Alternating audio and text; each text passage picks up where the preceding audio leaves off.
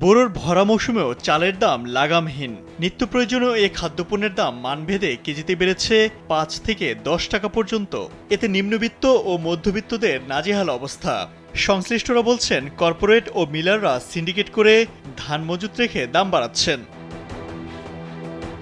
বাজার ঘুরে দেখা যায়, রাজধানীতে ৫০ কেজির মিনিকেটের প্রতি বস্তা চালে ৩০০ থেকে ৪০০ টাকা পর্যন্ত দাম বেড়েছে।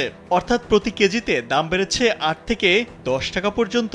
যে কারণে সরকারি হিসেবেই এখন প্রতি কেজি সরু বা চিকন চাল কিনতে সর্বোচ্চ ৮৫ টাকা এবং মাঝারি মানের চিকন চাল কিনতে সর্বোচ্চ ৭২ টাকা পর্যন্ত খরচ করতে হচ্ছে ভোক্তাকে।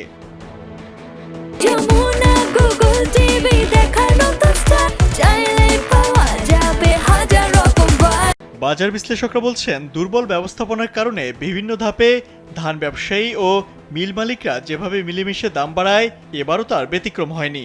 বরং প্রতি বছর যেখানে মৌসুমের ধান ওঠার কয়েক মাস পরে ধীরে ধীরে চালের দাম বাড়ে, সেখানে এবার নতুন ধানের ব্যাপক সরবরাহের মধ্যেই দাম বাড়তে শুরু করেছে। এদিকে মিল মালিকরা বরাবরের মতোই ধানের দাম বৃদ্ধিকে অজুহাত হিসেবে দাঁড় করাচ্ছেন।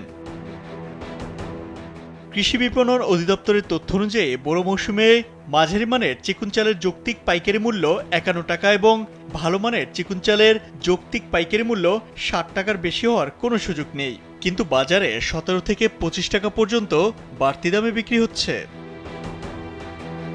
ট্রেডিং কর্পোরেশন অব বাংলাদেশের তথ্য অনুযায়ী গত বছরে ঠিক এ সময়ে সবচেয়ে ভালো মানের চিকন চালের সর্বোচ্চ দাম ছিল ৭৮ টাকা, যা এখন বিক্রি হচ্ছে ৮৫ টাকায়। এদিকে খুচরা ও পাইকারি বিক্রেতারা বলছেন, মিলগেটে চালের দাম বাড়লে আমাদের কিছুই করার থাকে না। কনজিউমার অ্যাসোসিয়েশন অব বাংলাদেশ ক্যাবের সহসভাপতি এস.এম. নাজের হোসেন বলেন, প্রতি বছর ধাপে ধাপে ১ থেকে ২ টাকা করে চালের দাম বাড়লেও সেটা হতো নতুন ধান আসার কয়েক মাস পরে।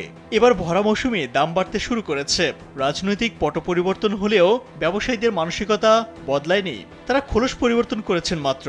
বাজার সিন্ডিকেট একই রয়ে গেছে বলে মনে করেন ক্যাবের সহসভাপতি। ইমতিয়াজ আহমেদ, কালবেলা।